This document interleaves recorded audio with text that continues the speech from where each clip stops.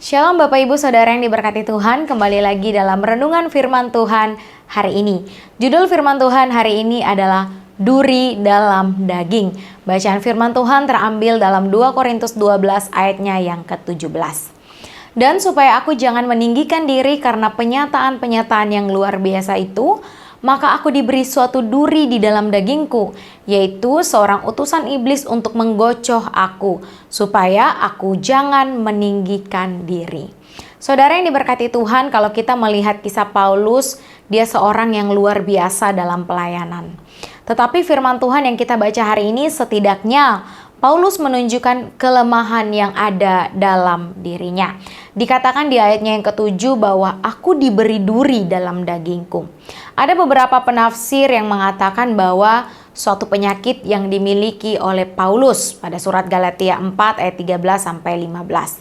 Tetapi jika kita lihat pada bagian selanjutnya dikatakan bahwa yaitu seorang utusan iblis untuk menggocoh aku. Arti kata menggocoh ini adalah pukulan keras, dia ditinju dengan keras, sehingga istilah duri dalam daging ini adanya utusan iblis yang terus menghajar Paulus di dalam pelayanannya, yang terus menganiaya Paulus dalam pelayanannya.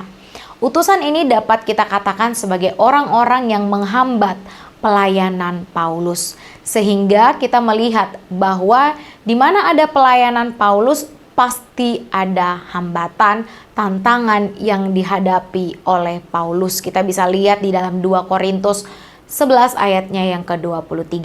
Kenapa Tuhan tidak ambil duri dalam daging yang ada pada Paulus? Kenapa Tuhan tidak mendorong mundur musuh-musuh atau hambatan-hambatan yang mengganggu pelayanan Paulus?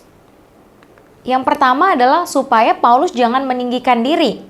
Di ayat yang ke-7 dikatakan supaya aku jangan meninggikan diri. Saudara, kalau Paulus mau sombong dalam pelayanannya, bisa saja Paulus sombong.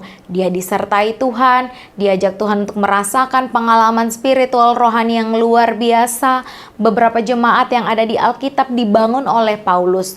Luar biasa bukan? Jika Paulus mau sombong, dia bisa saja sombong atas keberhasilannya.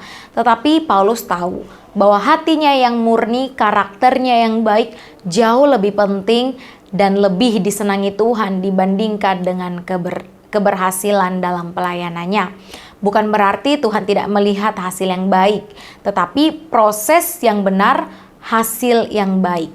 Hati yang murni, karakter yang baik. Itulah yang Tuhan inginkan. Yang kedua, supaya Paulus mengalami kuasa Tuhan yang sempurna. Saudara, Paulus hebat di dalam pekerjaannya, di dalam pelayanannya. Dia bisa saja bilang, oh itu karena kepintaran saya, itu karena kehebatan saya, itu karena kefasihan saya dalam berbicara.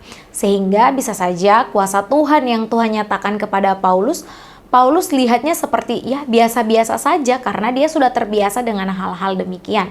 Tetapi di dalam ketidakberdayaan, kepasrahan, kelemahan Paulus dapat melihat kuasa yang sempurna karena dia menyadari dia sendiri tidak dapat melakukannya. Hanya Tuhan yang mampu melakukan semua pelayanan Paulus.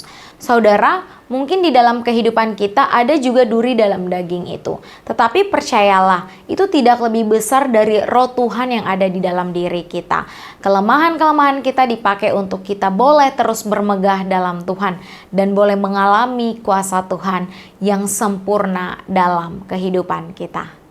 Amin. Tuhan memberkati kita dengan firman-Nya.